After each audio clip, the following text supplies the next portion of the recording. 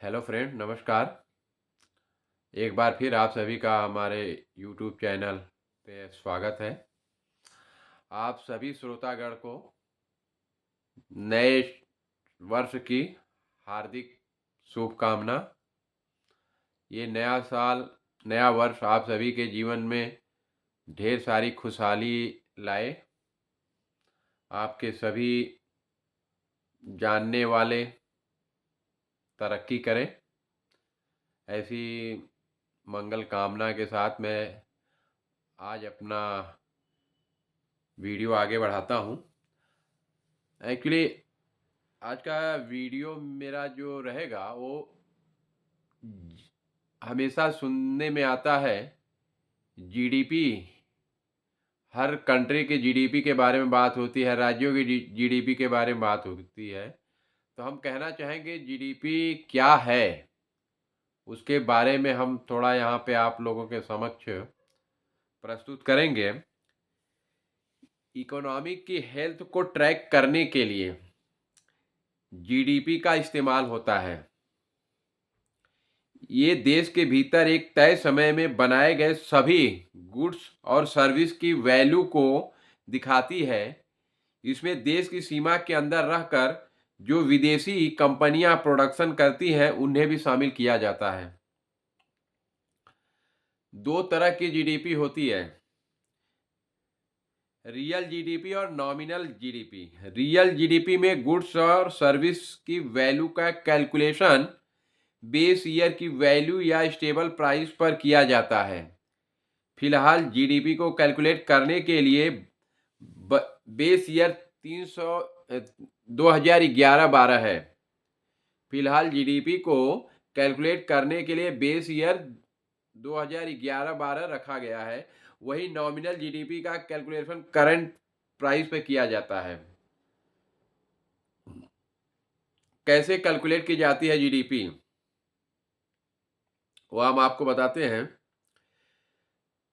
GDP को calculate करने के लिए एक फार्मूले का इस्तेमाल किया जाता है। GDP is equal to C plus G plus I plus N x.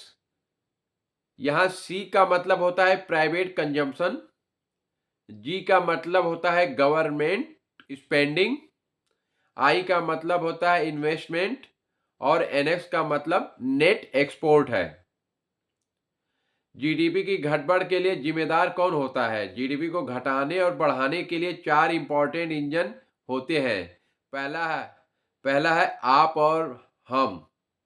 आप जितना खर्च करते हैं वो हमारी इकोनॉमी में योगदान करता है। दूसरा, प्राइवेट सेक्टर की बिजनेस ग्रोथ, ये जीडीपी में 32% योगदान देती है। तीसरा है सरकारी खर्च, इसका मतलब है गुड्स और सर्विसेज प्रोड्यूस करने में सरकार जितना खर्च करती है इसका जीडीपी में 11% योगदान है। और चौथा है नेट डिमांड, इसके लिए भारत के कुल एक्सपोर्ट को कुल इंपोर्ट से घटाया जाता है। क्योंकि भारत में एक्सपोर्ट के मुकाबले इंपोर्ट ज़्यादा है, इसलिए इसका इम्पैक्ट जीडीपी पर निगेटिव ही पड़ता है। तो ये जीडीपी का कैलकुलेशन कैसे है, ये एक चीज़ था जो कि मैं आप सभी लोगों के साथ में शेयर किया है। तो जीडीपी शायद अभी आप लोग समझ सकते हैं कि जीडीपी का कैलकुलेशन कैसे किया जाता है। और बेसिकली आप जितना एक्सपोर्ट करेंगे और फॉरेन करेंसी जितनी इंडिया में आएगी उतना आपकी जीडीपी अच्छी होगी। आपके देश में कंजम्पशन किसी भी चीज़ का ज़्यादा होगा तो उससे जो मार्केट में पैसे का टर्नओवर होगा उससे भी आपके जीडीपी का ग्रोथ होता है।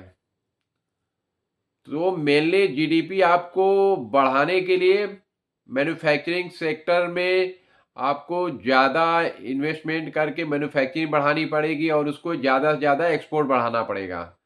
आप जितना ज़्यादा एक्सपोर्ट करेंगे उतने ज़्यादा आप रिवेन्यू विदेशी रेवेन्यू भारत में लेके आएंगे तो हमारा जो फॉरेन करेंसी जो भारत में आएगी डॉलर वगैरह, तो उससे हमारा जो है फिजिकल डेफिसिट भी कम होता है और